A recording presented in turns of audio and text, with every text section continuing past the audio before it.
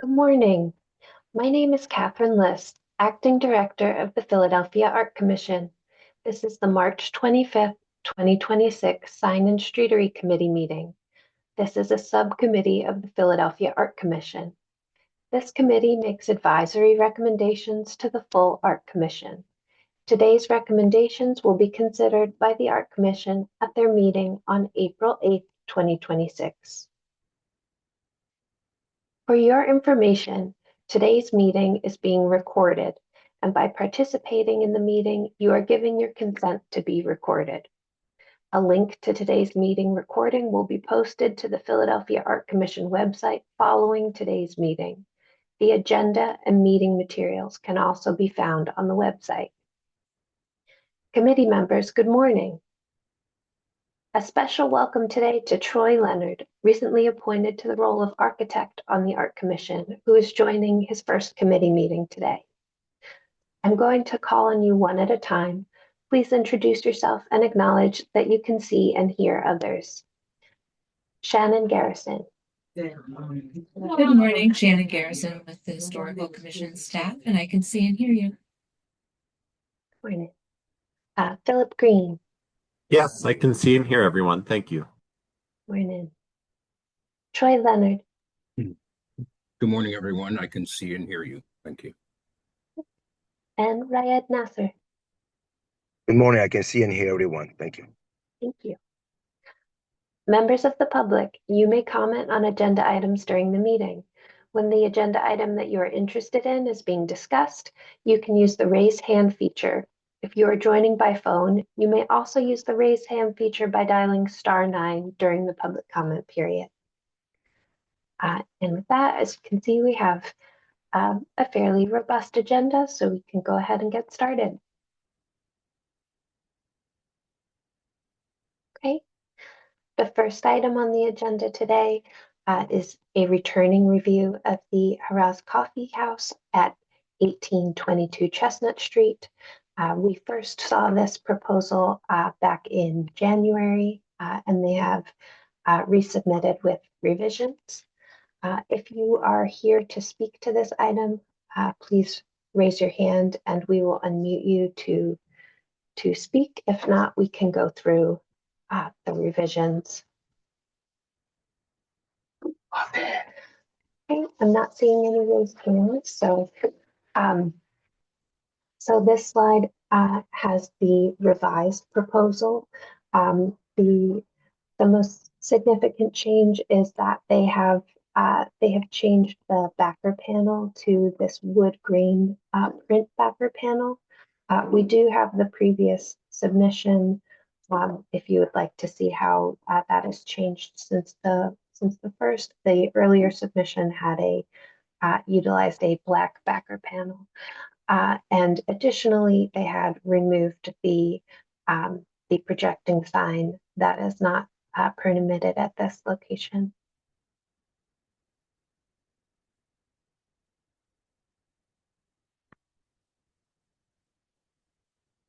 Does anybody have any questions? It looks good to me. Still dark, but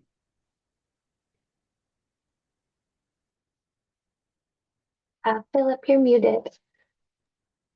Sorry. Yeah, I think the wood grain looks really quite nice. I would just say the larger image of the sign has a really nice scaling of the text to the sign. The version that's shown on the building, it looks like the text is a little bit more crowded. It creeps up towards the edge of the sign a little bit more. So if they could just obey the scaling of the larger image, I hope that made sense. But otherwise, I think it looks great and I approve. I agree. This looks a lot better.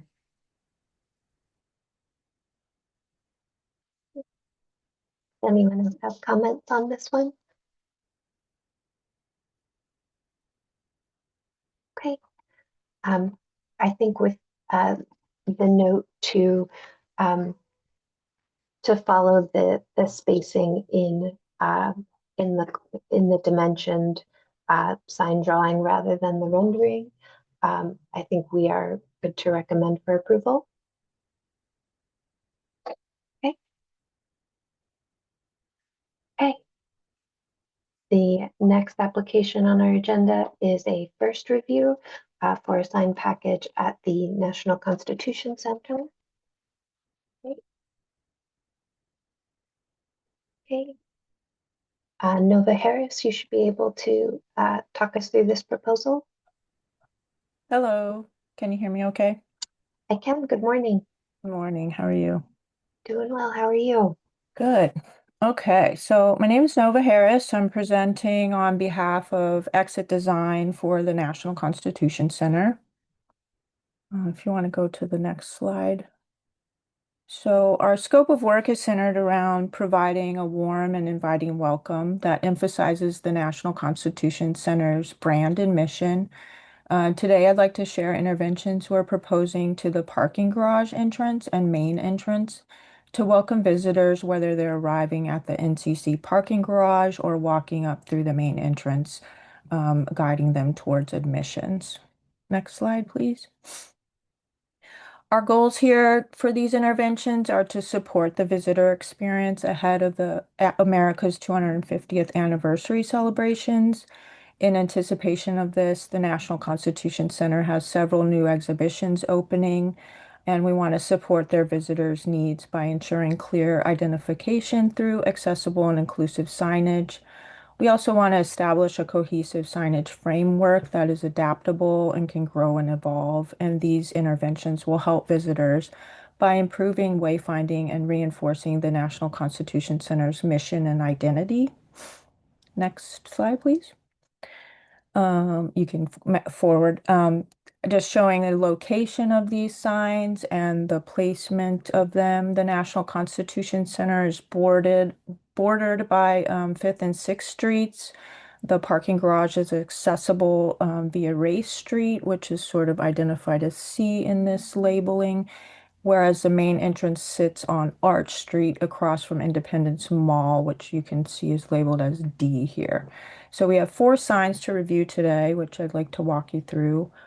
Next slide, please. The color palette and designs are all taken a cue from the National Constitution Center brand. Next slide.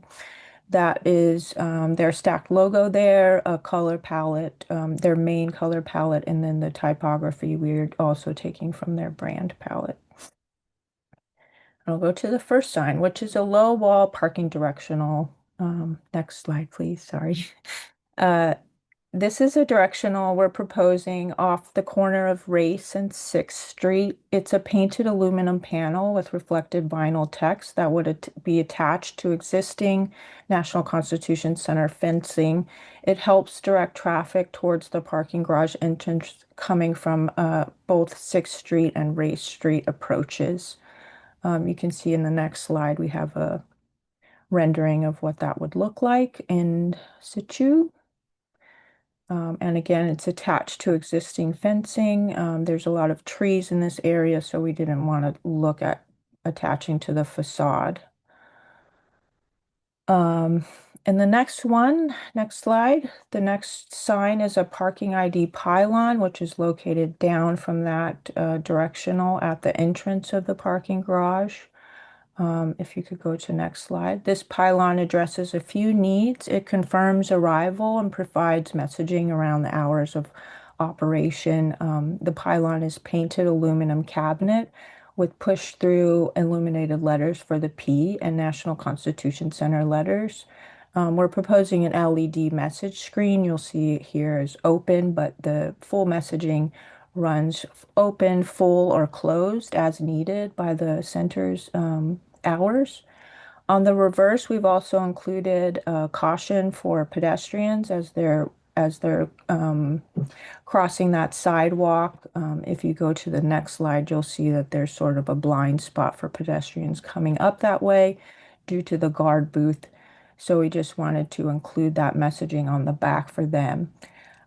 You'll see that this pylon also simplifies and condenses many signs that are in this area currently. The center uses a variety of A-frames and temporary signs to indicate hours if they're open or full, and also to caution pedestrians in this area. And then next slide, please. In addition to the pylon, we have a large directional overhead at the garage entrance. Next slide. This is just a painted aluminum sign with vinyl messaging. We're proposing this overhead the entrance because it will alert drivers entering that they will encounter or could encounter two-way traffic here. There's no signage at this point currently, and it's sort of manned by a guard as needed. We also have the need to alert delivery trucks to back in. So you'll see that on a secondary message bar, regulatory message bar in yellow. This is hidden as the gates close after 5 p.m., but we are also indicating as cars exit that they need to be cautious and watch for pedestrians at this location as well. And then next slide. This is just showing it in rendering with the garage open. Next slide. Entrance vinyl. Last, we're proposing an entrance vinyl on the main entrance, which takes its cue from the National Constitution Center brand and messaging around the 250th anniversary. It uses their preferred brand tagline, America's story began here, together we are writing the next chapter. It confirms arrival since there's no signage currently at the pedestrian level. So visitors are very confused about which side is the entrance and which side is the exit. If you go to the next slide, please. This is a rendering in place. And next slide. You'll sort of see this is another angle as you see the entrance. We're emphasizing entrance as well as exit only. And then we're also including the hours for the museum, as well as a QR code to purchase advanced tickets if necessary. And then we've also consolidated some of their regulatory messages here as well. And again, none of this is existing now, but just is in small vinyl. And again, it's causing confusion for visitors as they're coming up. They usually approach the exit first, so they're always going into that door. And with that, that's it. These are the 4 interventions that we're proposing. And I thank you for your time. Happy to answer any questions.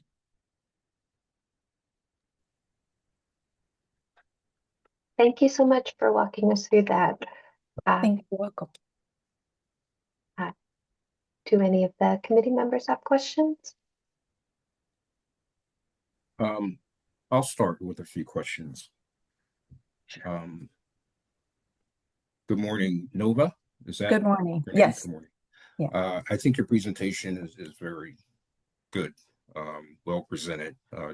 All of the information is very clear and easy to read.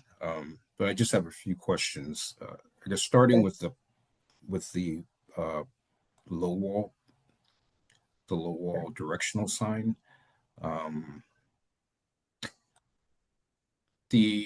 Looking at the rendering, it appears that sign is very small, and the font is very small. I was just wondering, is the intent for people at the intersection or coming to the parking to be able to see that? I mean, is that sort of Yeah, I think the why it's intent there? is for vehicles traveling down 6th, going towards, making that left onto Race that that would sort of push them. Again, there's a lot of trees in this area, so we thought this was the best solution in terms of at least having an identifier there. This is actually in replacing the National Constitution Center removed a sign that was, I think, towards the right of here that was pretty damaged. So this is actually bigger than that parking directional that was existing.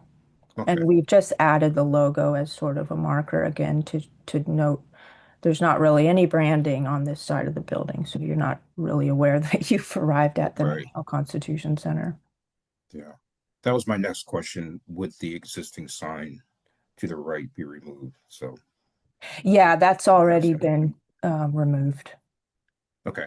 But the font on that sign was a little bigger, so I think it was easier to read at the intersection than this sign, but that's okay. Okay. I Um, can definitely, we can study that, but I can ensure you that we've accounted for cap height in terms of vehicular okay, legibility. that's fine. Um, just a couple questions about the pylon design. Sure. Uh, will you provide a detail, like a foundation detail for that? Can you? Yes, we can do that. Yep. And or is We're there a part, concern? Is there a concern about the proximity of that sign to the street or the curb? if you go to the next slide, I think in the um, so there we're kind of showing it at the location. Currently, there's a blue marker. You can see up sort of small, I'm sorry, but there's a blue marker there. I think um, our intention was to replace this pylon with where that blue marker is located. It's currently faded now and very difficult to read as you drive up. So I think also we're pulling power from that power pole that you see there on the left. So it could be that this pylon moves to adjusts slightly to the left. Okay. I guess my question had more to do with someone um, entering or exiting the parking lot, hitting that pylon Mm, because mm, of its proximity. right. I'll note that. Um, just a couple more on the garage directional sign. Uh, is this the only location where you're mounting signage to the masonry? Yes. Uh, it looks rather odd. to, I mean, it's the only place on the building where signage is affixed to the masonry, and um, it's more of an aesthetic issue in terms of what that looks like. I know it's to a garage, but have you thought of other ways of accomplishing, um, the directional signage at the garage rather than putting it atop the opening at the masonry? Um, we did look at, the crash bar there as maybe it could be hidden and you're just seeing it closed when the garage is open versus closed. I think the clearance was an issue there. We also looked at putting markings on the ground. That was not preferred. Um, And you can't put the sign inside the opening because you need the height yeah, it's clearance that sign. clearance bar, correct? Yeah.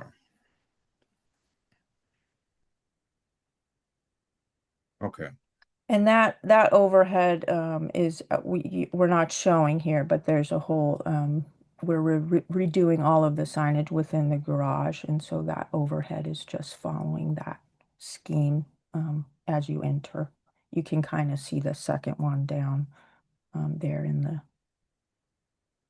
So we're just Right. pulling that out. Again, I think the issue for the Constitution Center here is that people entering don't realize that people can also be exiting at the same Right. time. So we felt that it was important to put that message forward for Okay. safety.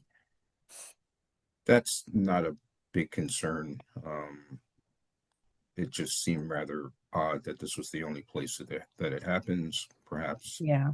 it's Yeah. okay in that location. I just have a couple more questions. The final Sure. question Go has to ahead. do with um, the entrance, the main entrance, the vinyl at the Mhm. entrance. I guess my biggest question is why block visibility into the ground floor with the signage? The way that it's shown there, you can't see inside, can you? It is a two-way vinyl, so it will be opaque, so you would be able to see in and out. The exception to that is the dark blue band where Together sits. We have a message on the inside of that points people to the exit. I'm sorry, I didn't include that signage, but where our intention is that it's see-through vinyl. Okay. And the vinyl Um, is applied to the inside or outside exterior of the glass? It's applied to the outside, and then the inside has that exit messaging. Okay. And the transparency of the vinyl, do you know sort of what that percentage is? I do not off the top of my head, but I could follow up with that. I know it was a concern for the Constitution Center in terms of visibility for security, so we did make sure that um, it was visible. I just don't have that spec in front of me, but I can follow up if you would like those details. Yeah, that would be good. Okay, Okay. Those are all my questions. Thank you. sure. Thank you.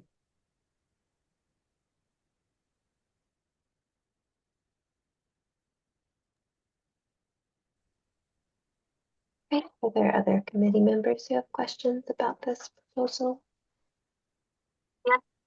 I do have the one the I do have the ones. It's in you because it's so hard to read. The ones where all says together with the colors. Is is those are your default colors, your standard colors? Because to me it's a little hard to read. Yes, those are the brand colors. I think when we proposed this, we had a shorter tagline, but National Constitution Center preferred this one.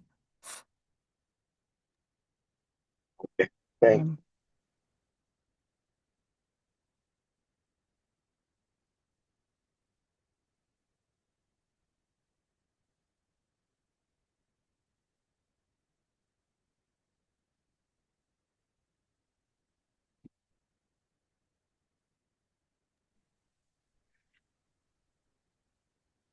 Great.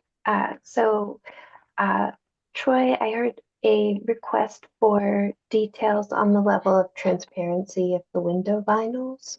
Um, would you be comfortable recommending for approval if it's confirmed that it's within a certain threshold?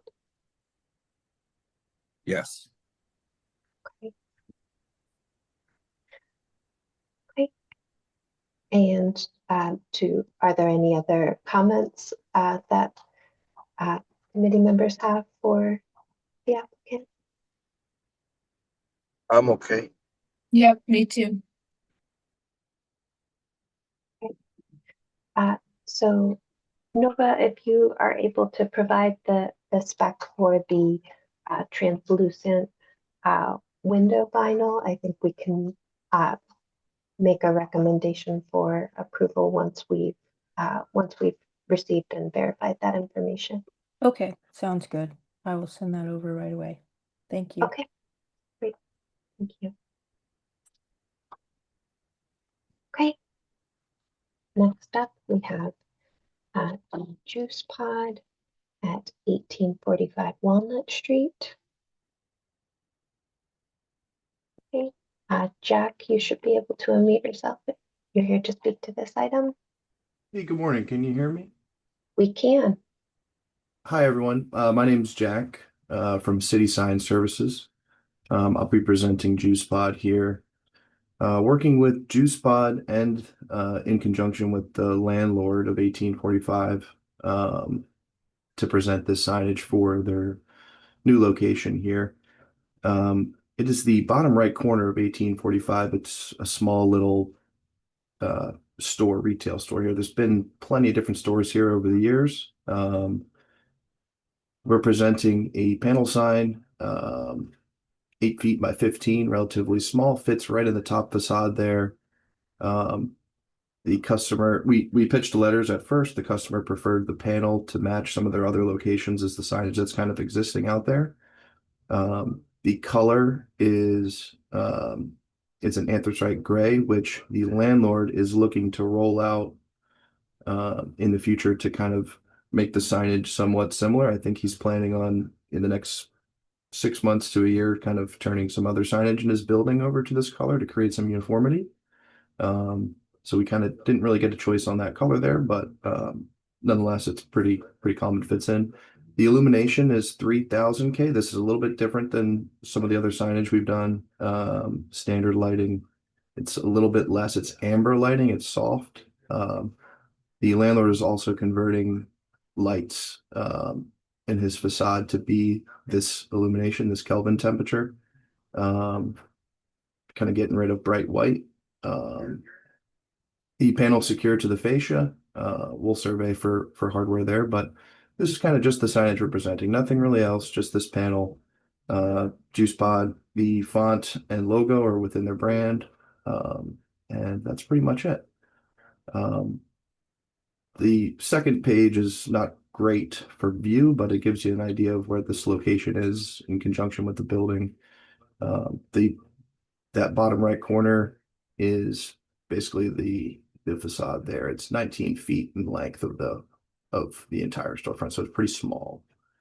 And that's my presentation. I'm open to questions, anything about the artwork, the design, the application, and kind of the spacing.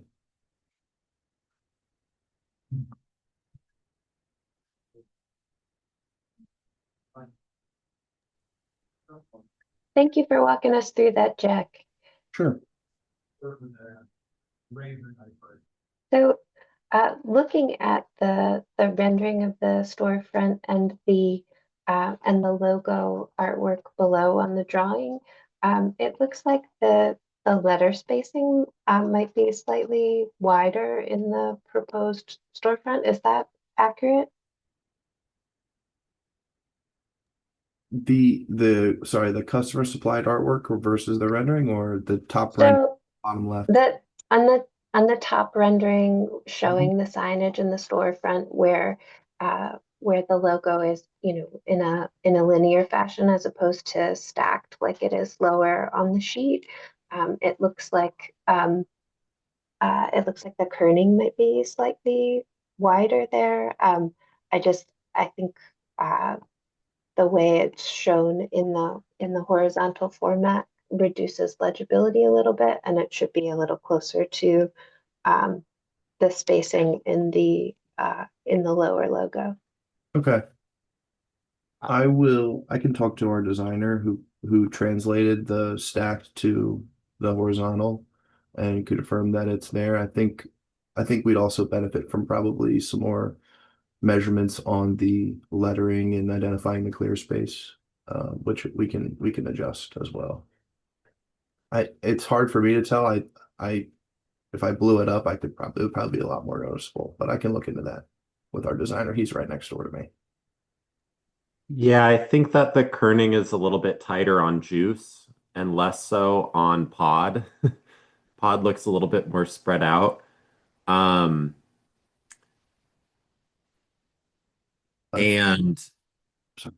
the word "the" kind of looks to be on its own little island. If it were just moved over to the right just by a smidge. But other than that, I think it looks fine. Yeah, just some tweaks to the lettering, and then I think it's all good. And Okay. I love that you're using amber light. I think that's very nice. I'm also a fan, but I don't get to make every choice. Okay. I'm just taking some notes of this so I can have them adjust it.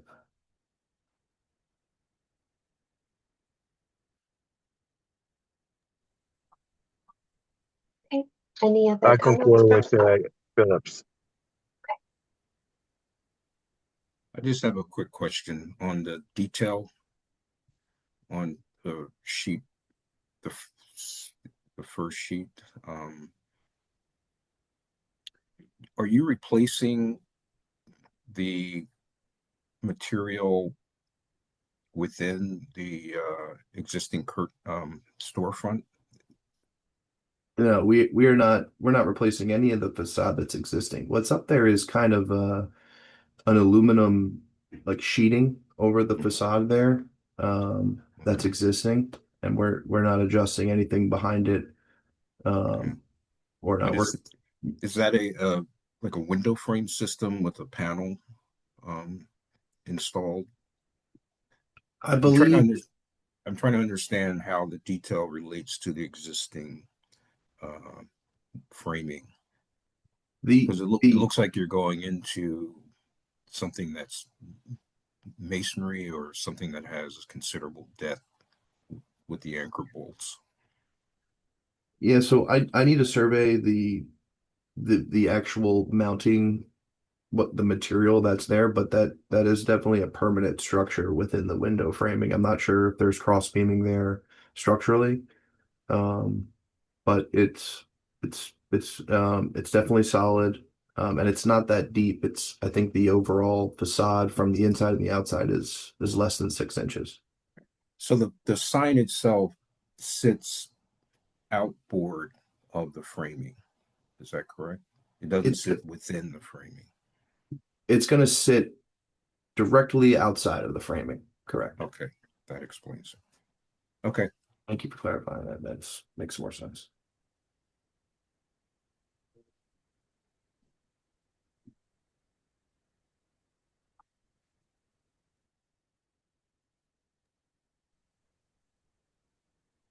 Okay, are there any other questions from committee members?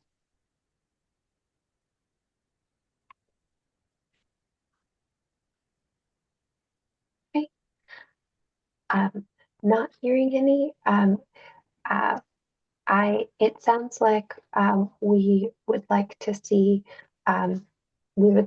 revisions to look at the kerning of the letters in the horizontally formatted sign, but with that addressed, we would be otherwise comfortable recommending for approval.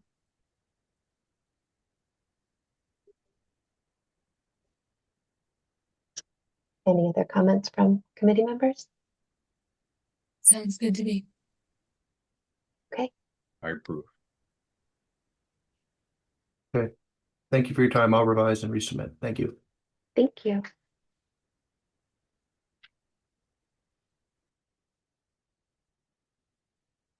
Okay, next up, we have the Truemark Credit Union at 1701 Market Street. If you're here to speak to this one, please raise your hand. Okay. Not seeing applicant, we can take a look at this one. So this is a rebrand of an existing location. And they are, in addition to changing the branding, the existing condition has the bank signage as a wall sign, but it's being moved outward to be located on the edge of the marquee. So that is why we're seeing this today. So while it's a little tricky to read in that rendering, it is a marquee sign with a gray backer panel rather than a wall sign there.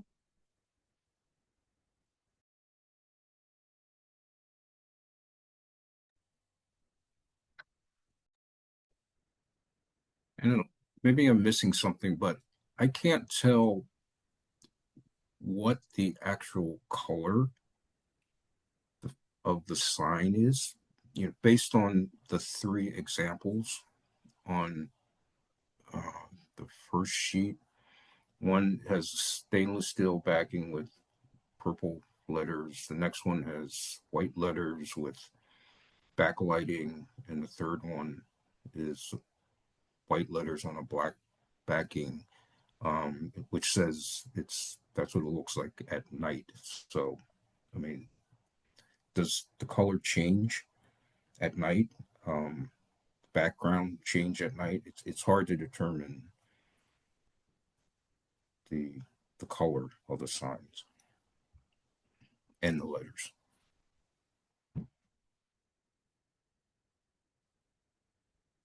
I don't know. Maybe I missed something in the description, but I can't tell. The other big issue that I have is the marquee at Market Street, the one that sits in front of the canopy, the edge of the canopy. I definitely do not think that's the right location for that sign. I agree. I agree too. It looks pretty awkward, stuck up there.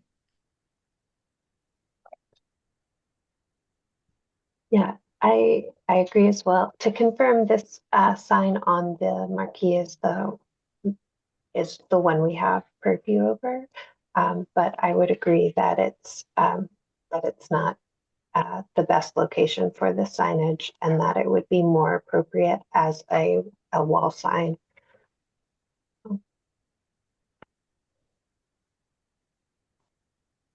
It could, So, I don't know if it would work with the design of the logo, but it could also be standalone channel lettering that are perched across the top of the marquee. I don't know exactly the name of that, but that's a kind of a popular way to do this. I don't, again, I don't really quite know if that would work with their logo, but I think standing on the sidewalk, you'd probably be able to see how the sign is fastened to the awning, which would look awkward. Um, it would look like it's kind of hovering over the sidewalk in a strange way. So yeah, on the either on the wall behind it, the way that the old sign is, which the old sign doesn't look like it's completely invisible to the pedestrian. It doesn't look like the awning covers it up. My other thing is, if the sign were to be kept as is, I think the spacing is a little bit off between TrueMark and Credit Union. Um, it's a that spacing is a little bit larger than the spacing above TrueMark and below Credit Union. Um, so it leaves kind of a gap uh, in a way that's not uniform with the other sort of breathing room in the sign. I'm not using any technical terms today, apparently. But um but yeah, Troy, I completely second you. We don't quite know what we're looking at in terms of the coloration. Yeah, I mean, if the goal is to have people read the sign walking east west on Market Street, that sign doesn't accomplish it. I mean, you'd have to stand right at the curb and look up to actually understand what the sign is saying. I mean, it would be better to put the signage on the wall underneath the canopy, somehow incorporate that into the storefront, or put a panel, a vertical sign um, attached to the wall so that people could actually read the letters walking on the sidewalk.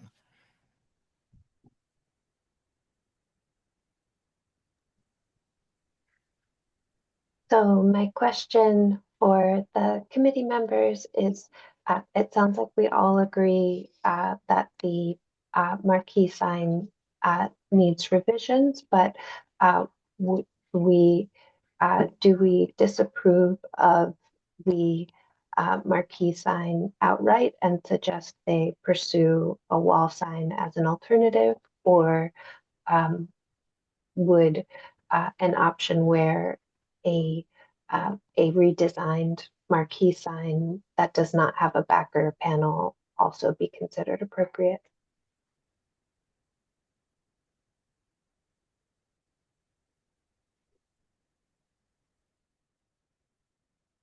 I'm sort of I I guess I want to have it both ways. I mean, I do think just putting it where the existing sign is probably the most appropriate place, but I think Philip's suggestion of maybe just doing the letters across the top of the marquee could look fine, but I'm not sure if that's a possibility for them with this logo and brand. But I guess I would be open to seeing something if it was. I agree.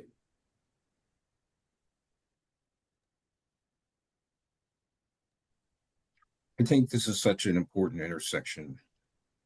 Um, it really needs to be studied carefully. I think doing anything on that canopy is it's going to be tricky unless the logo is redesigned with freestanding letters, which could be okay, but as you said, to me that's a different design. Also, I think they need to clarify the color of the letters and the background and the illumination. What type of illumination will the sign have, and what's the brightness of the illumination at night? I don't think they necessarily have to provide a night rendering, but at least give us the lumens of the signage.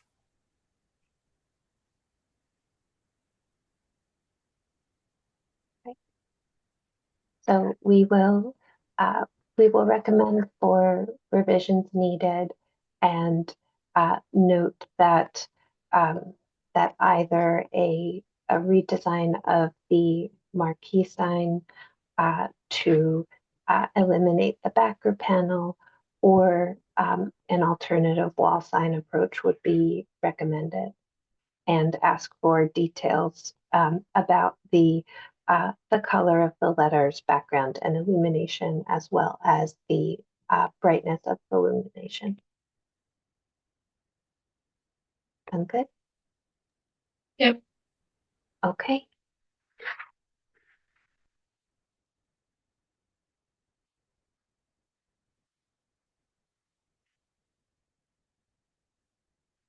Okay. Our next on our agenda is the Holt Cigar Company at 1522 Walnut Street. If you're here to speak to this one, please raise your hand. If not, we will see. I see one raised. Daniel, you should be able to speak.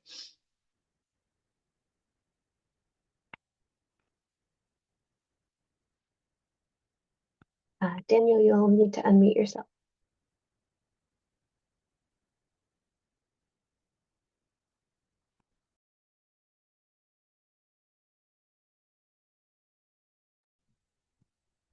Okay, it looks like you're unmuted now. If you want to go ahead.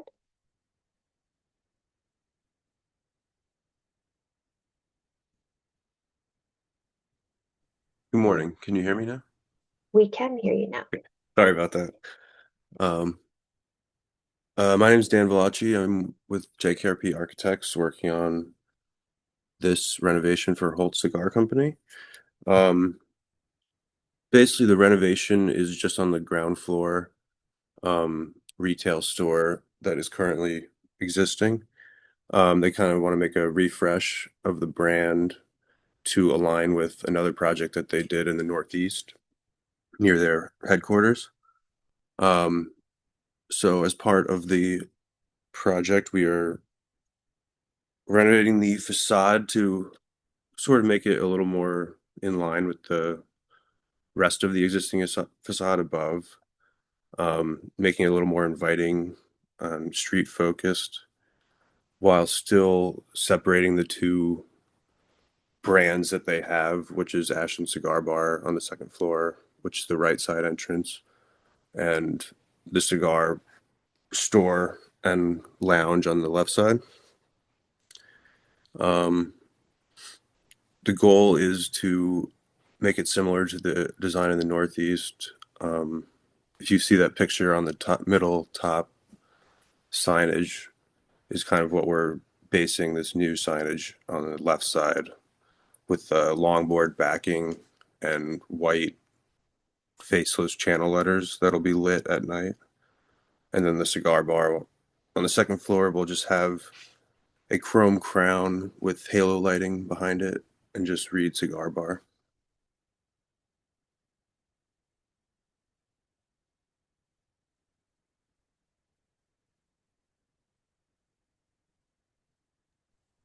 So it's pretty in line with the existing, just kind of a refresh and making it a little more street focused.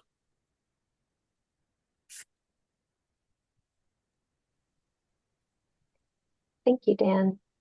Committee members, do you have any questions about the proposal? My only comment is that I think that the space for the sign is very horizontal, but the logo itself is pretty vertical, and it doesn't really have any breathing room on the top or the bottom. I'm wondering if you could get rid of the established line of text where it says, you know, Holt Cigar Company established. If you could move that established maybe onto the door somewhere or elsewhere. You know, I'm seeing the little picture of what you have in the Northeast, and it just says Holt Cigar Company, and it doesn't have the established. And I think it just looks a little bit cleaner, and it would afford a bit more space on the top and the bottom of the logo, on that pretty horizontal signs, you know, sign space. Um, I just think it would make it look a bit cleaner. But otherwise, I like what you're doing with like the wood color, you know, backer panel and the bar logo. I think it looks nice and elegant, and it's a nice refresh.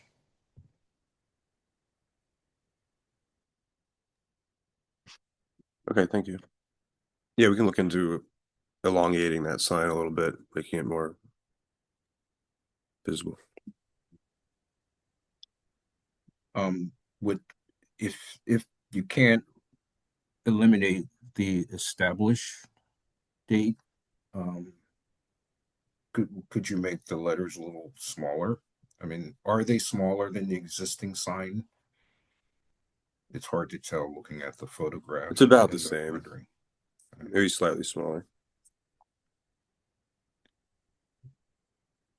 I mean, if the letters were made a little bit smaller, it would give more room around the edges, but I don't know if then the sign would be too small. So I agree. Maybe if you eliminate the established date, that would do it. But it's worth It's looking not into. for me, it's not a make or break. I just think it'll look better. It doesn't look terrible as is. I just think it would look better. Like the way that it looks in on the sign in the Northeast, it just looks nice and clean. And I think those established dates, um, it's something that can be added to a pedestrian level sign. You know, nobody across the street is gonna read 3 lines of text. Um, so Yeah, if the goal is to make it look more modern, and I have to admit, as the preservationist, I really like this storefront as is. And so I'm yeah, that's sad to see it go because I do think you have like a very old school, sort of like European look there that is very nice. But if the goal is to make it look more modern, I feel like less text, bigger Holtz is, yeah, I agree. It's the way to go. And the established is sort of like an old school vestige that maybe doesn't need to stay up on the signboard. Well, I would say as a person that spends a lot of time and money here, it as long as you have a door to enter, I think that would be fine with me. But I like the overall renovation, modernizing the facade. Okay, thanks. Yeah, they're a little tired of the red marble or granite sign band, and I was hoping that the cast stone pilasters would kind of help bring the whole building back to its original state,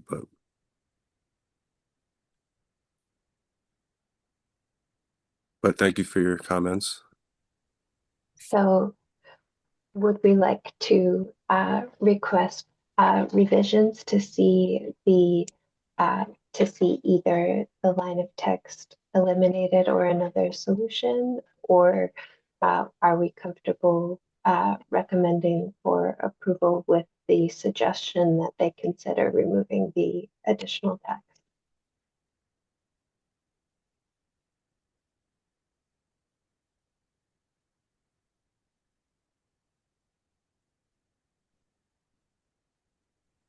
I'll leave it up to the rest of the group.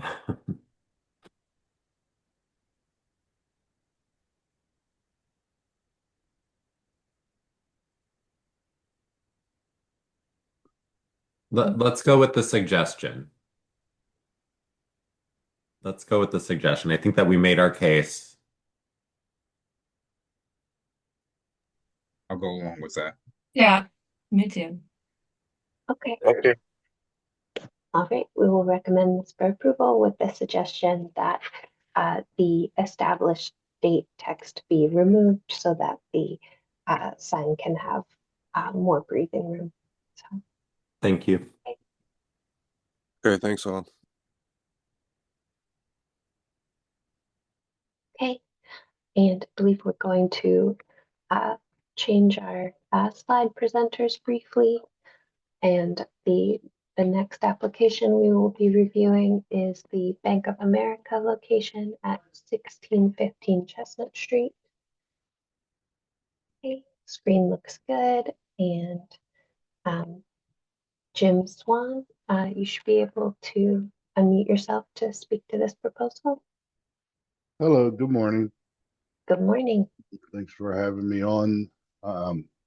Basically, all we're doing here is recovering the existing awnings that are there that are ugly and disgusting looking right now, to match the awnings that are already on the building at the other end of the street. Going to be black, and the Bank of America is removing the blue and red logo you can't see on the red and putting just a black or a white logo in place of it, and then the store next door is just replacing their covering on that awning to be black. So it should be pretty straightforward.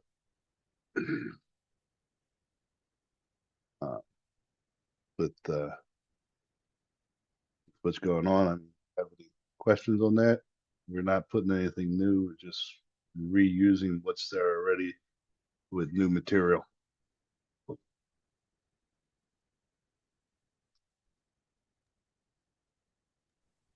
I have no questions. Me neither. Seems pretty straightforward. Okay, All right. great. We can recommend that for approval. Thank you for your time. Thank you. Okay.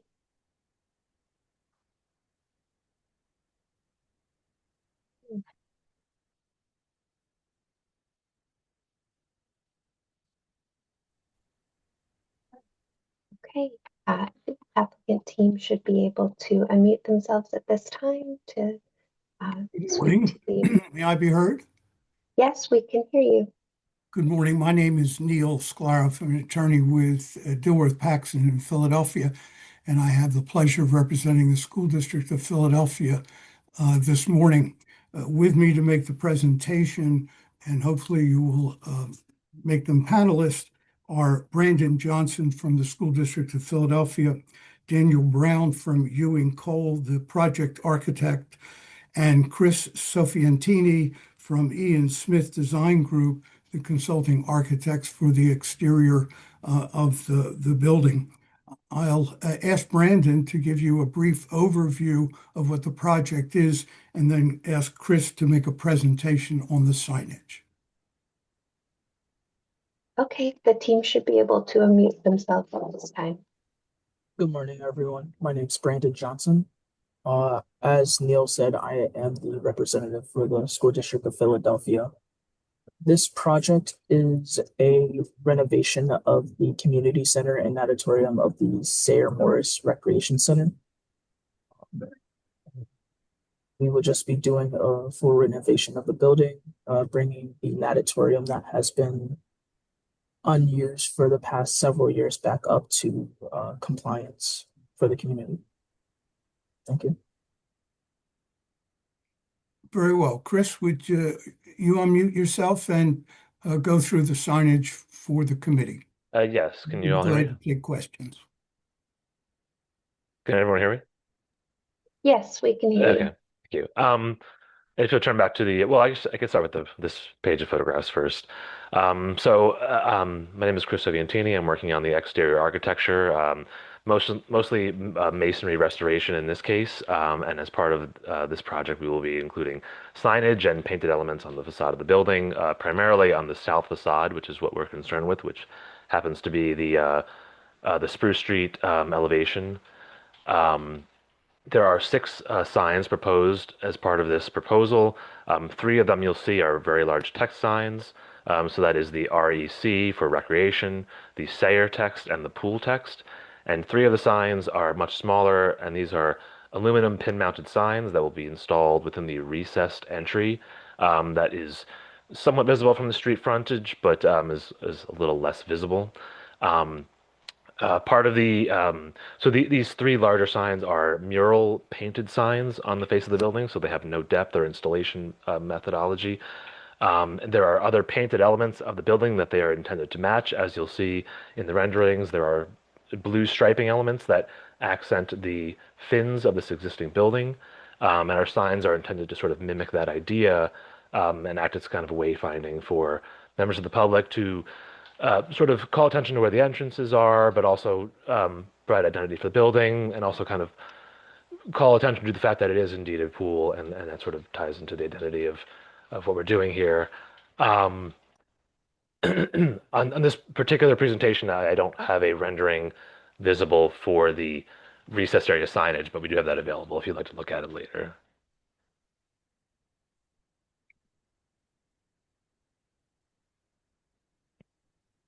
Glad to field questions from members of the committee.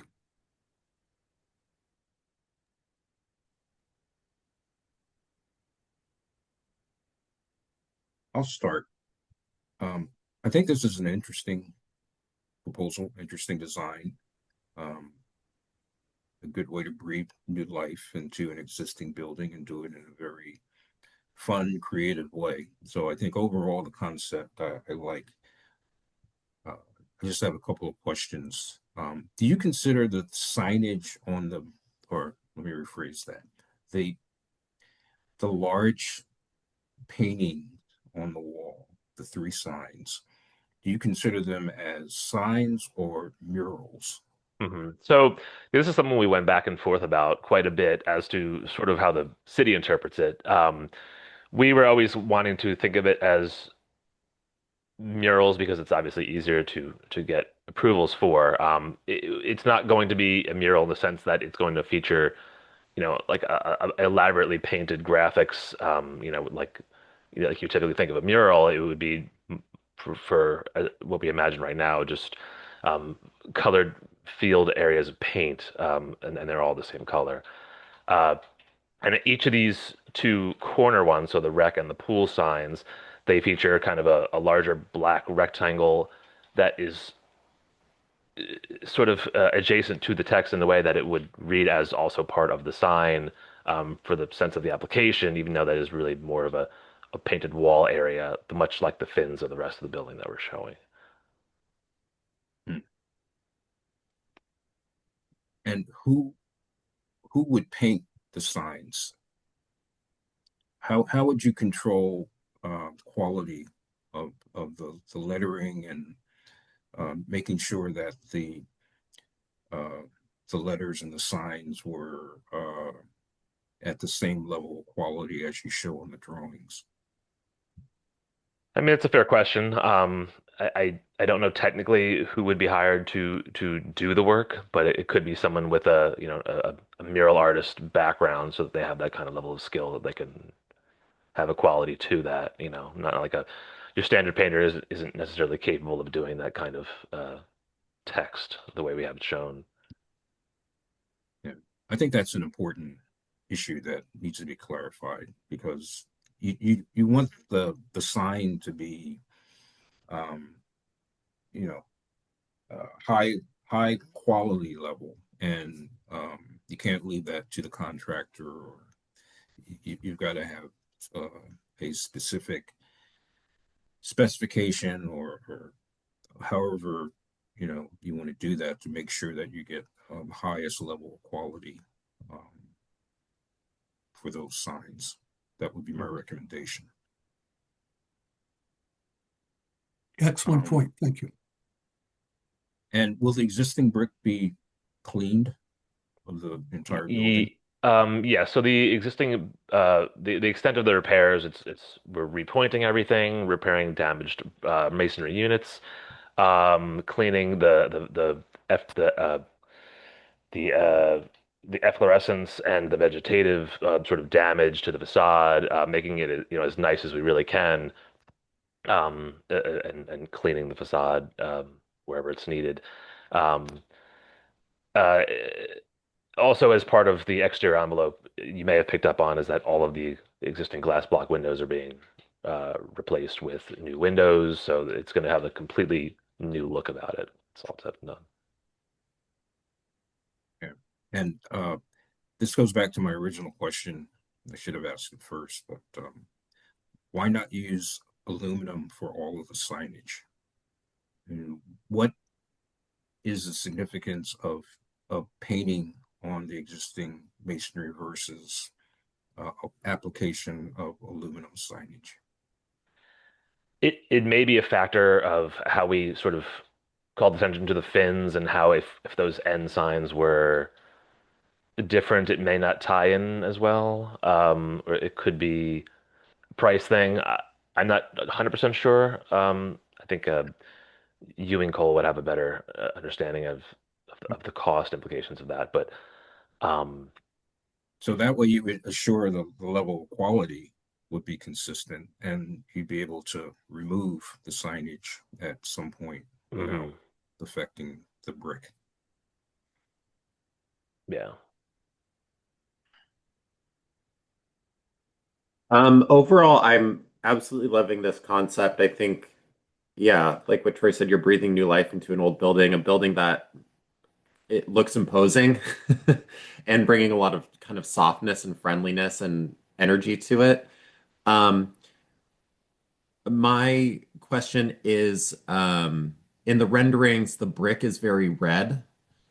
Um, do you anticipate it once the brick is cleaned to have that kind of red color?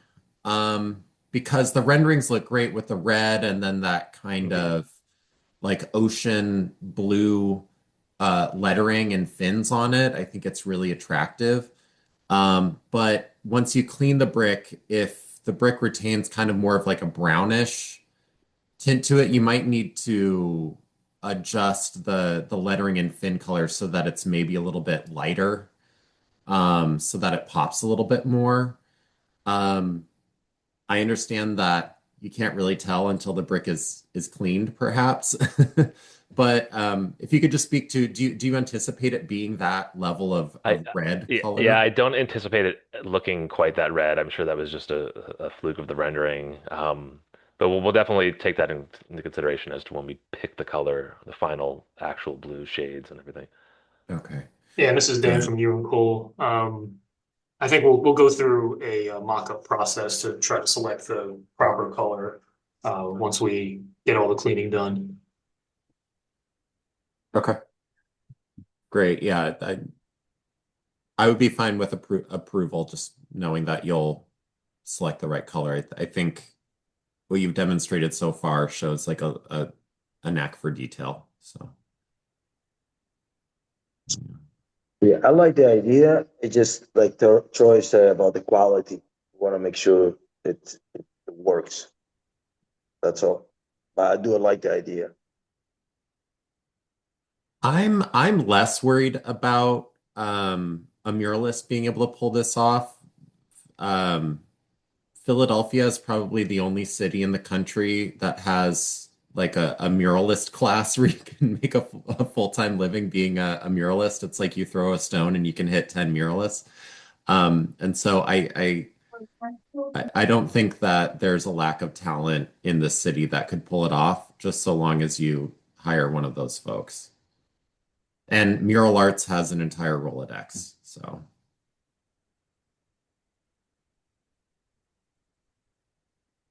I agree with Philip and Troy, right? I think this is a really nice design. I had the same questions Philip had, so just getting that color right is going to be important, but it seems like you guys will test it out.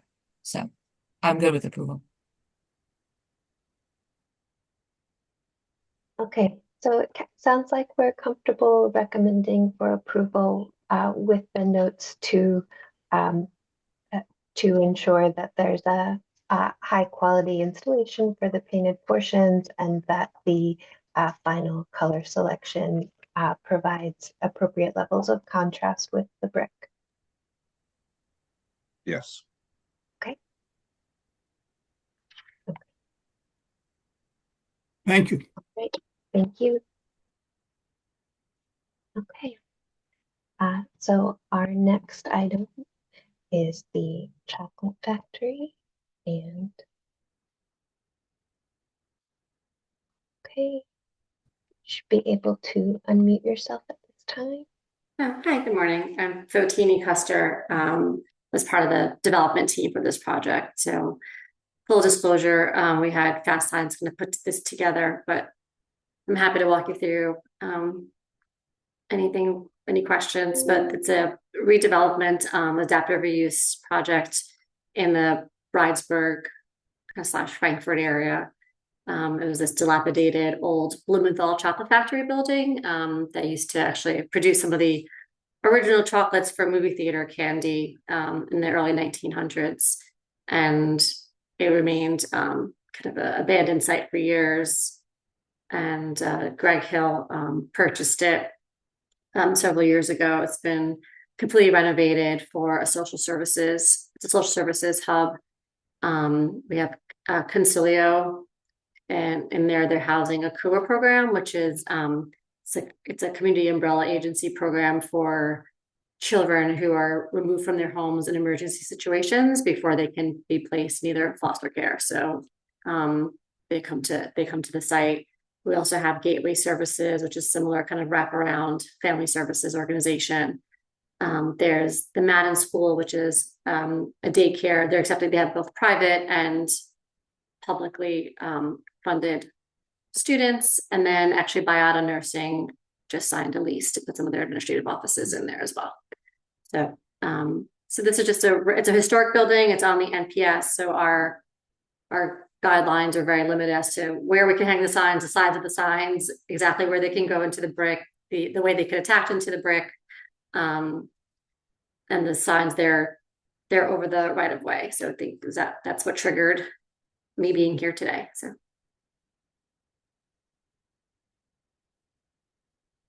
this is a sign for Gateway. So we're looking at two signs per tenant. I think the Biata side though is on the inside the driveway. So it's my understanding that's not even that subject today, but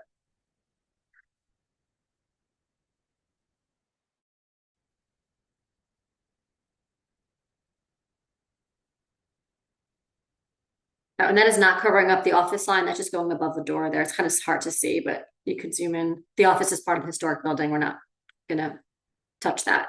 That's just going above the storefront.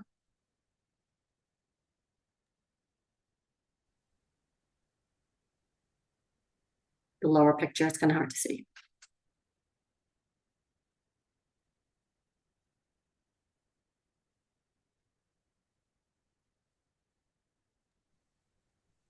Thank you. Oh, sorry. Go ahead. There, yeah, okay, the gateway one. Yeah. The logo has a like blocks. One has an arrow on it. That's confusing to me. I see that. You know, it's funny. I didn't see that. So you just said that. Yeah, I don't. I mean, they're a social service organization throughout Philadelphia and South Jersey. But I do see that it is confusing. I'm not sure what we can do about that, but maybe I can remove the blocks. It does look confusing. It's like you're pointing. It looks like you're pointing up, but then the arrow's pointing that way. So yeah, I hear you.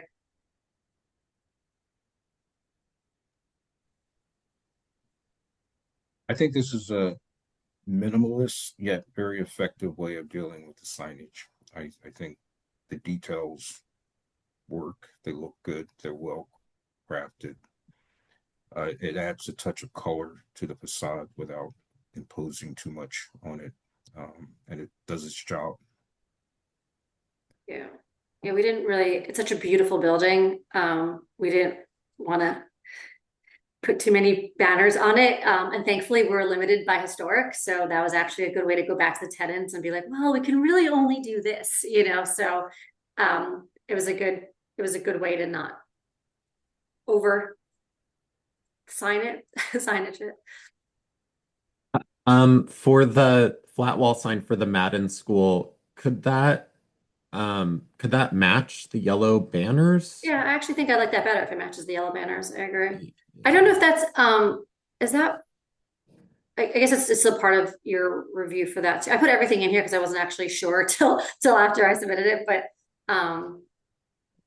yeah, it's street facing. Yeah, I actually like it better being in yellow as well, but okay. Yeah, I think it would just be more intuitive for the viewer, even if it were a yellow background and like black purple lettering or purple lettering. text. Yeah. Yeah, even if you kept the same typography of the Madden School, that kind of like basic Helvetica, even if it just matched the colors, I think that might be a bit more intuitive for the person who's trying to find the door. Yeah, I like that better too. Are so the bracketing for the banners would be black, kind of like a flat black? I think so. It's on the, I'm gonna scroll up to the, I think there's hardware details there. For the banner signs, yeah, I think they come in a black color. Okay. They were trying to match the historic window. Great, perfect, excellent. That's what I was trying to get at. Yeah. Yeah, the windows are beautiful. The windows cost $1 million on this project, but they're gorgeous. They're these big, black metal windows that had to comply with historic. And they're open as well. They're pretty cool. Great. Yeah, this is If you're in Frankfurt, if you're ever in the Frankfurt area, feel free to. I mean, it transformed the entire block. It's really cool. And there's a lot of community engagement. So they'll do like a trunk or treat for Halloween. They're reaching out to the community members. Consilia is doing a lot of that and trying to engage kind of the surrounding blocks. It's been great. I would love to see the inside of that tower. That looks really cool. We light it up at night. Really? Yeah, it's all you can see it from 95. I'm trying to convince the developer to light it with like opening day for the Phils, like put it in red, Eagles, green. I haven't gotten there yet with him, but I'm close. I do have one question about the signage. I know that the placement of the signage and the attachment mechanisms have been somewhat constrained by the historic building, but at some of the corner conditions, it seems like there's signs in duplicate that are far from the entrance, and just wonder if you could speak to the purpose of that. It's a one-way street coming up Margaret as you're approaching the building. Then James is a one-way street going down. So we're trying to orient, and there's an entrance on the Margaret side, which I think I can't zoomed in enough on my screen. So that's it's kind of hard to tell from there. So as you're coming down, we wanted to orient folks that if you're going to the Concilio space, like Conceal is located in this building. You could enter from the driveway around back, or you could go down James Street and enter through that driveway. The gateway space is on the lower level, closest to the driveway side on James Street. So we're trying to place them kind of directionally. Also Concilio is the larger tenant in the building, so they kind of wanted, they're the anchor tenant, so they wanted more, they get the prime signage, put it that way. They occupy 2 of the floors. And Gateway's on the first floor.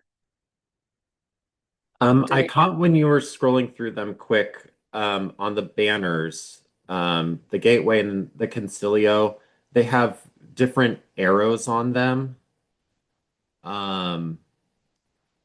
Like on the Gateway, the arrow is on the top, and then go to the Concilio.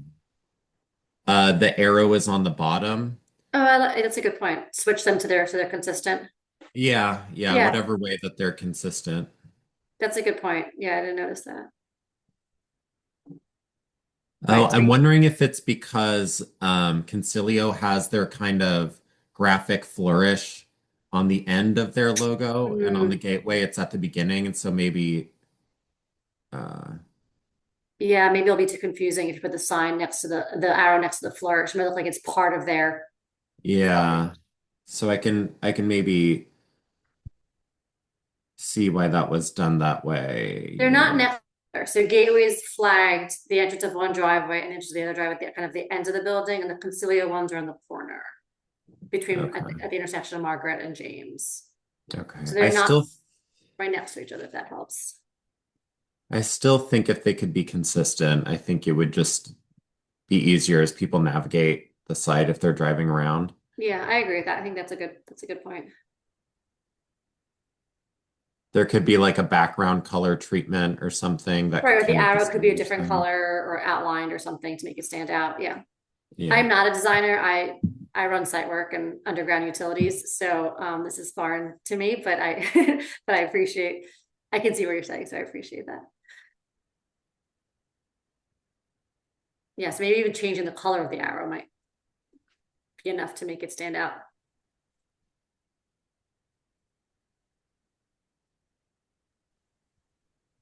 Okay, so it sounds like we're comfortable recommending for approval with the note to take a look at the functionality and consistency of the arrows.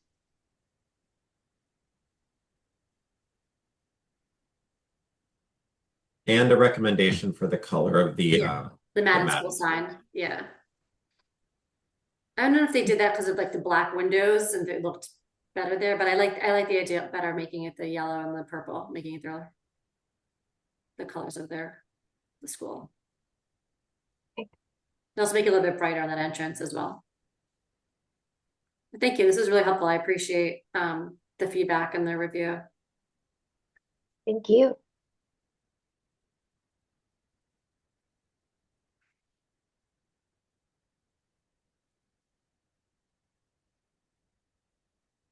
Okay, next up we have the Josephine.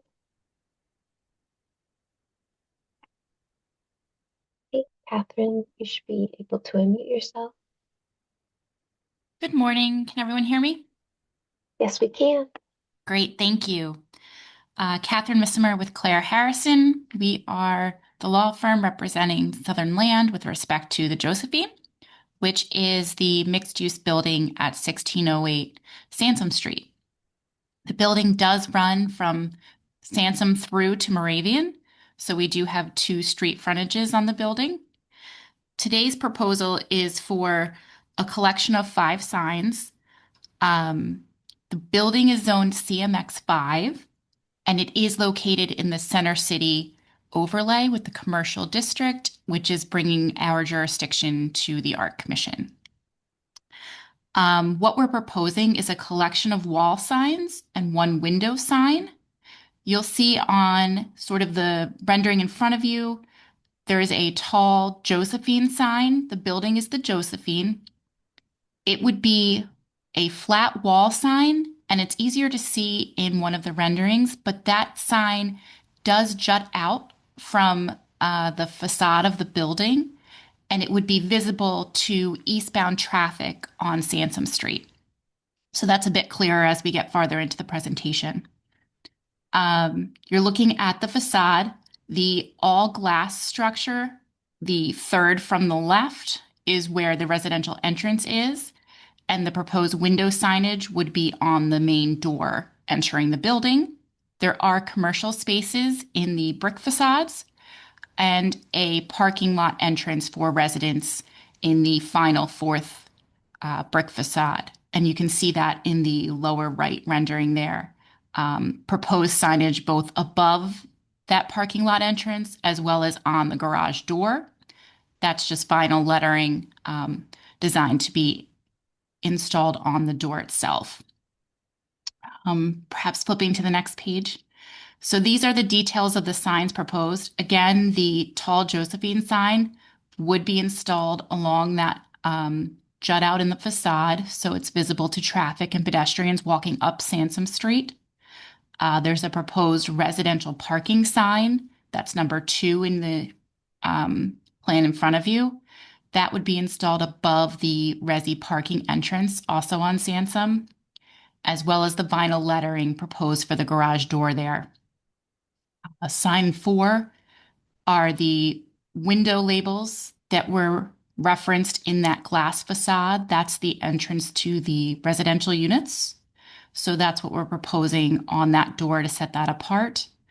And the 2 signs noted at 5 are on the Moravian Street frontage, and they are for the loading dock entrances, 1 and 2.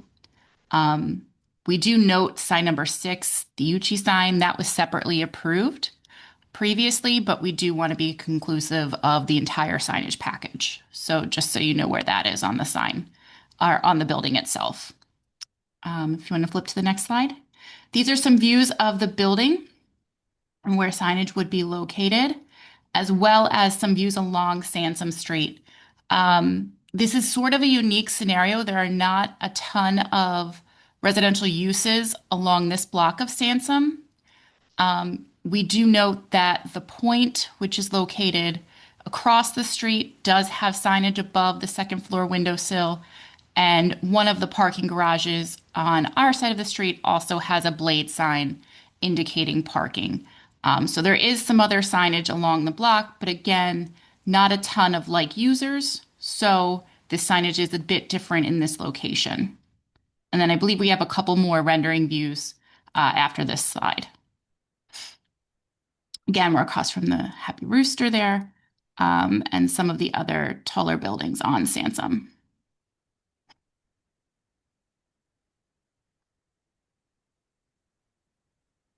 And I just want to make a note, to the extent that there are any operational questions or questions related to the placement of the signs, Rachel Parks, the development manager for Southern Land, is also on the line.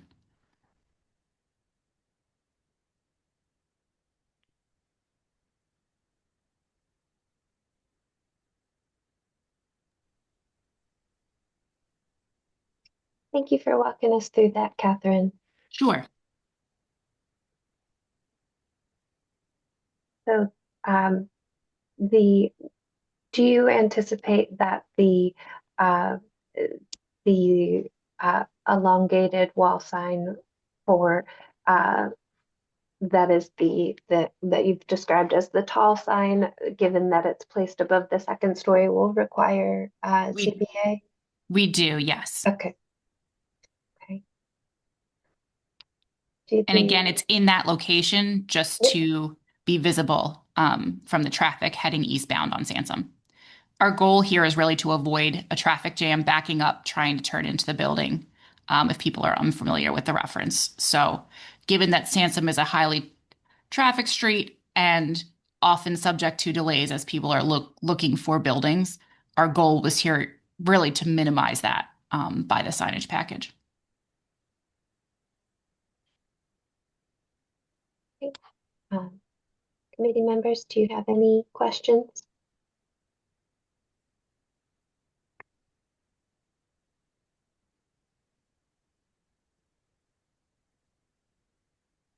The signage that's Go ahead. above the garage, I didn't hear the first part of your question, Catherine. Were you talking about the signage that's affixed to the brick or So the door? there's two signs there. There's a proposed sign above the door on the brick itself, Right. and then there's vinyl lettering on the door itself, indicating that that's residential parking for the building. Mm-hmm.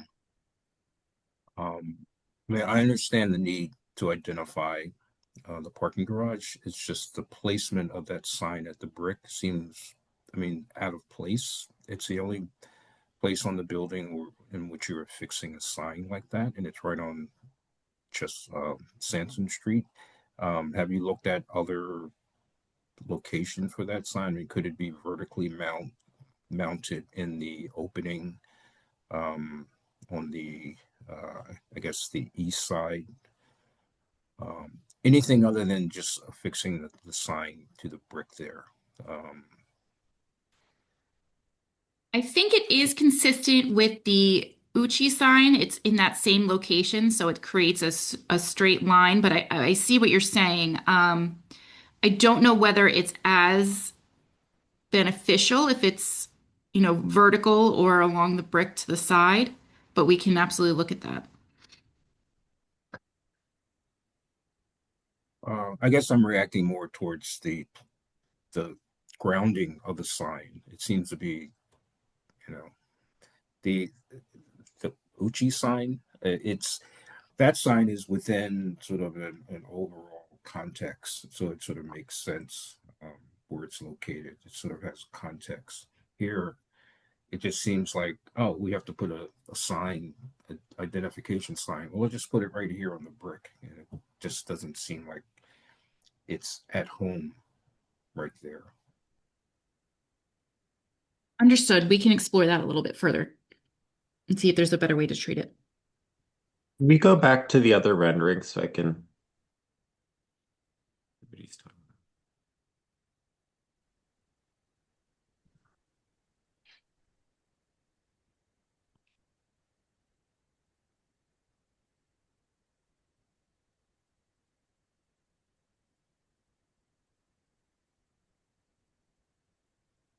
Hmm.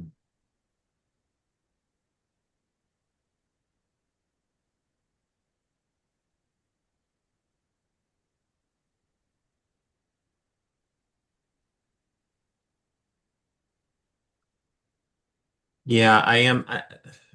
I'm not a. I'm. I see what Troy is saying. I'm not opposed to it necessarily, but Sansom is such a narrow street that as people are driving down, um, they might not see it if it were a flat wall sign.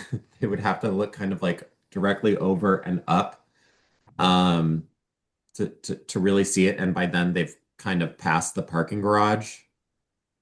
Um,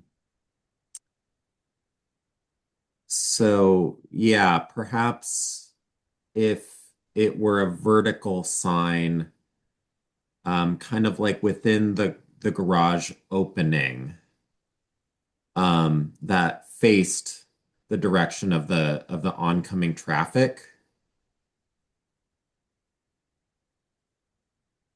Um, that could catch people's view a bit better. It would be within their line of sight as a driver, I'd think, a bit more as they approach. My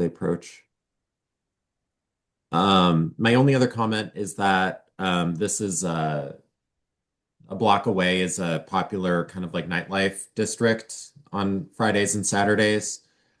And so I'm happy to see that you didn't have any like low-hanging projecting signs or anything like that, which could be like a target for, people who've had too much to drink. That's just kind of a consideration for this site is that on Friday and Saturday nights, make sure that your signs are affixed to the wall well. They're wipeable surfaces, things like that. Thank you.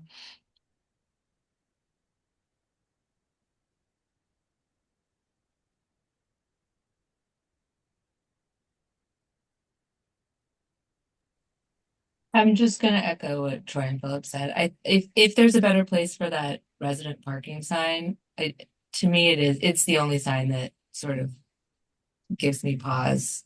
It just seems like a awkward place for it on the brick. And since it is resident parking, hopefully most of them will know where the parking is. But yeah, if you could explore other options there, I think there might be a better place. Yeah, I Absolutely. think the rendering makes the building look like it's in the scale of like Los Angeles or something like that, with like big wide streets where you could like perceive that sign from far away. But it's just such a tight street, especially with parking on one side of the road. As you're driving past, you're really hugging against that building, and so it kind of needs to be more of almost like a pedestrian level scale, just because you're not far enough away to see up to the top of a garage door. I know Rachel's on. Rachel, did you have any thoughts on the location of that parking identifier? We did. We wanted to keep it above the garage just because within that inset, kind of what one of the members were saying, because of that nightlife scene, we want to keep things up and above. There is a lot of action on that street, which is good. There's a lot of pedestrian traffic. So, and there's a church that's next door that has people that are there as well. So anything to keep the damage off the signage, and that's why we put that identifier above the garage.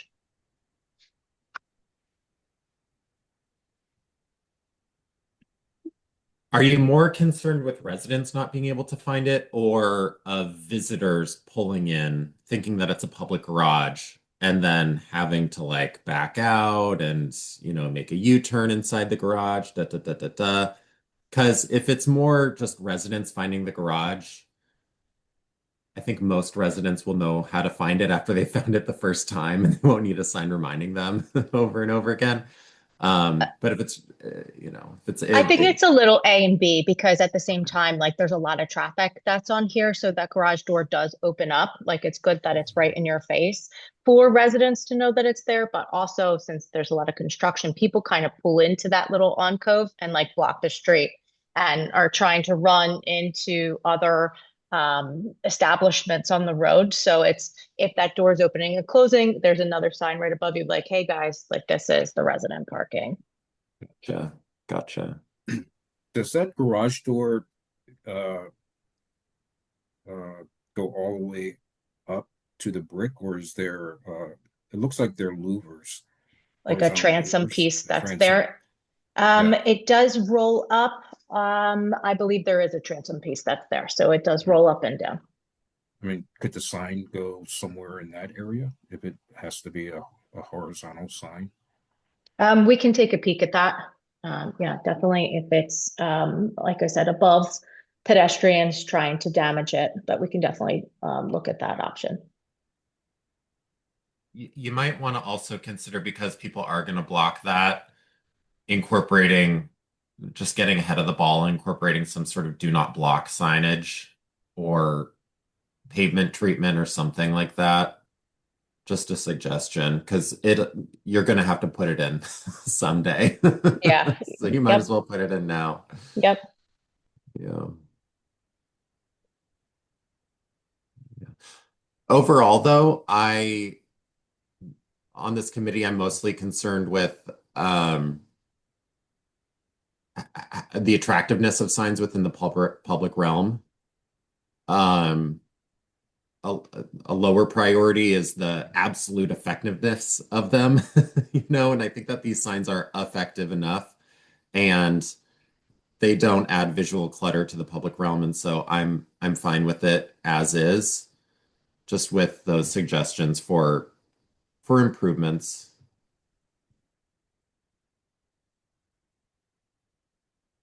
Do other committee members agree that they would be comfortable recommending for approval with those notes, or would we rather see revisions to address the parking signage?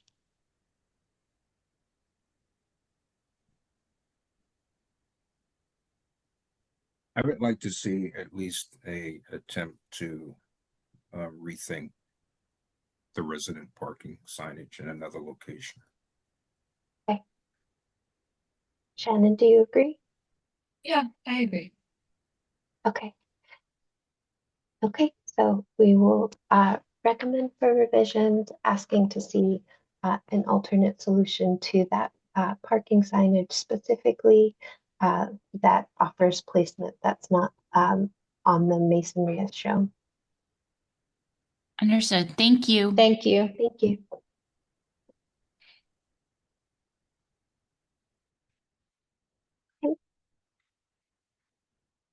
And the final item on our agenda, 224 Market Street.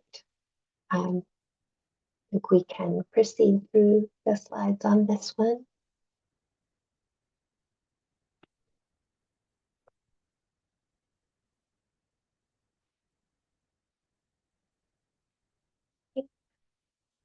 This is a channel letter wall sign. It's not noted as illuminated.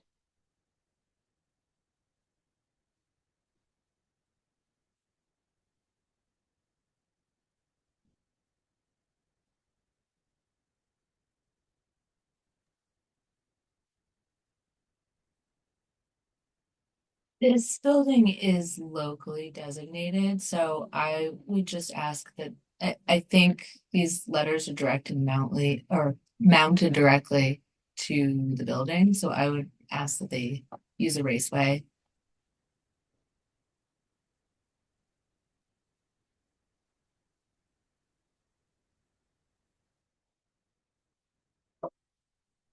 Okay.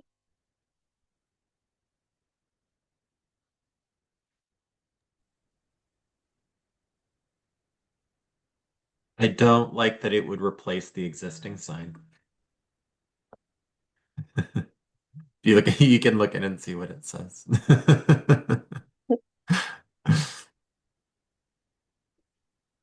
Um, the Q on the logo looks like it was stretched out. Is this one of those instances where the logo has been kind of stretched out to fit the signage area? Or I can't quite tell if that's just the way that the logo is, but it looks to me like the Q has been like stretched and it makes it kind of illegible and um it looks just kind of odd to me. Yeah, it's hard to determine the scale of the sign versus the scale of the building because it's only shown in rendered form. It would be great to see the sign on a appropriately dimension elevation so we could really understand the scale. Yeah.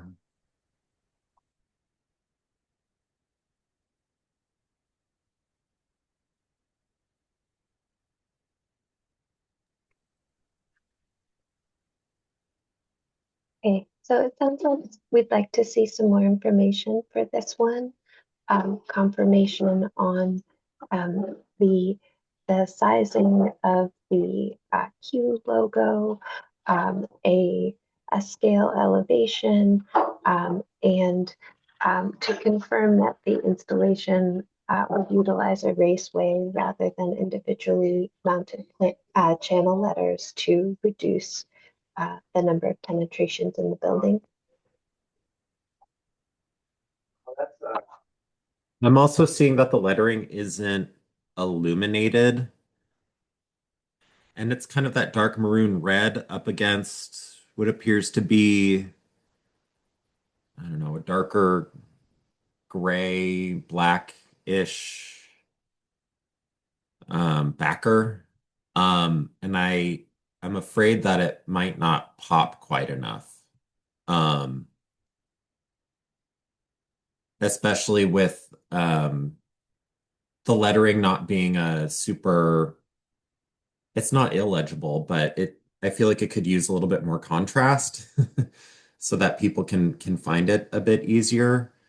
I wouldn't recommend on a white backer or something like that. I think that well, actually, a white backer might work okay with the trim, and the property next door to it kind of has a white-ish backer. It could be like a cream color or something like that. Um, but yeah, I think a lack of contrast between the color of the lettering and the backer um, could prove difficult for people to find it.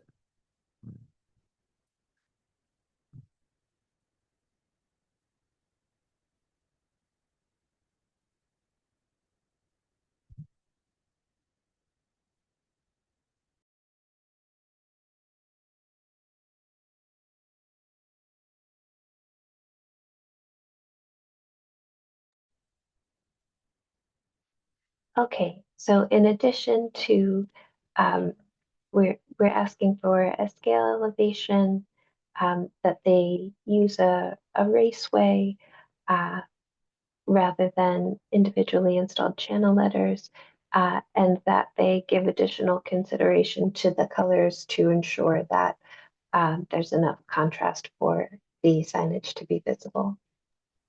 I will say that I just Google image searched Kawa House, and they have other locations, and the signs on their other locations look great. Um, it does appear that the queue in the rendering that we're seeing is stretched out from their, from signage from their other locations. And I am seeing on their other locations, some of them have a cream colored background, another has this darker colored background, and so it looks decent. I think that we just need a better example of their rendering. And I think the elevation doesn't need to be of the entire facade, just the context around the sign. I think that's what we're looking for.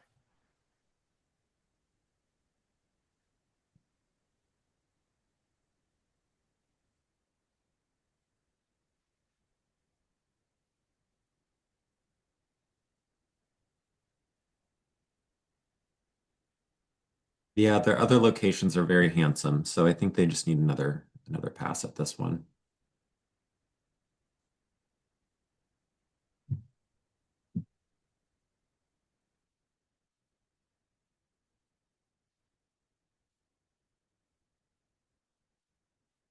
Okay, we will recommend for revisions with those notes. And I believe that brings us to the end of our agenda. So thank you all. Thank you. Thank you.